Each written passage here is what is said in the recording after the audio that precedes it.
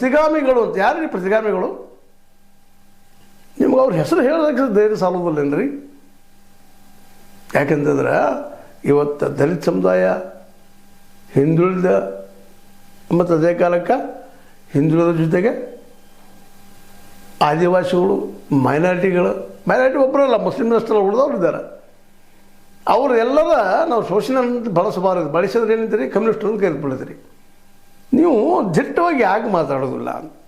ದಲಿತ ಸಮುದಾಯಕ್ಕೆ ಇಡೀ ಎಲ್ಲ ಸಮುದಾಯದವ್ರನ್ನ ಒಕ್ಕಟ್ಟಿಗೆ ತೆಗೆದುಕೊಂಡು ಅವರಿಗೆಲ್ಲ ಪ್ರತಿ ಮನೆಗೆ ಹೋಗುವಂಥದ್ದು, ಭೇಟಿ ಆಗುವಂಥ ಸಾಹಸನ ಯಾಕೆ ಮಾಡ್ತಾಯಿಲ್ಲ? ಬರ್ಗು ರಾಮಚಂದ್ರಪ್ಪನವರು ಅನೇಕ ಶಿಷ್ಯರಿದ್ದಾರೆ, ಅವ್ರನ್ನ ಕರ್ಕೊಂಡು ಮಾಡಿ ಭೇಟಿಯಾಗಿ ತಿಳಿ ಹೇಳುವಂಥದ್ದು ಏನು ನಡೆದೋದಿಲ್ಲ ಈ ದೇಶದಲ್ಲೇ.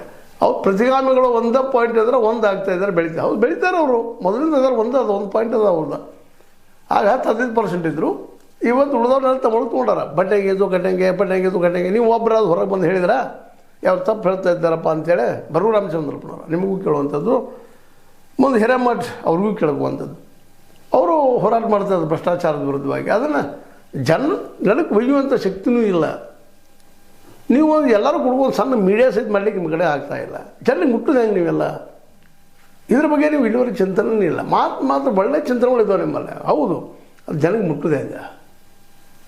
ಈ ದಿಶೆಯಲ್ಲಿ ಯೋಚನೆ ಮಾಡುವಂಥದ್ದು. ಇವತ್ತು ದಲಿತರ ಸಮಸ್ಯೆಗಳು, ಪಾಪ ದಲಿತ ಅಂದ ತಕ್ಷಣ ಒಂದು ಬ್ಯಾರೆ ಒಬ್ಬರು ನೋಡ್ತಾರೆ. ಇವರು ಅಂಬೇಡ್ಕರ್ ಸಹಿತ ಬ್ಯಾರೆ ಒಬ್ಬರು ನೋಡ್ತಾರೆ ಇಲ್ಲಿ ಜನ.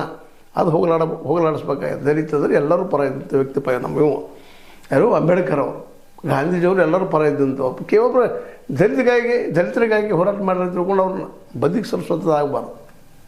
ಅದೇನೋ ಆದರೂ ಅವ್ರು ಉಳಿದಾರೆ. ಆಮದು ಬೇರೆ 10% ಜನ ಅವ್ರು ನಂಬ್ತಾ ಇದ್ದಾರೆ. ಅವ್ರನ್ನೂ ಸಹಿತ ಇನ್ನೂ ಈವನ್ ದಲಿತರ ಬಗ್ಗೆ ಅಭ್ಯಾಸ ಮಾಡಿದಾಗ ಅವರು ಇನ್ನೂ ಅಜ್ಞಾನದಿಂದ ಹೋಗ್ತಾ ಇಲ್ಲ. ಅವ್ರಿಗೂ ಶಿಕ್ಷಣ ಎಲ್ಲ ಪೂರ್ತಿ ಸಿಗ್ತಾ ಇಲ್ಲ.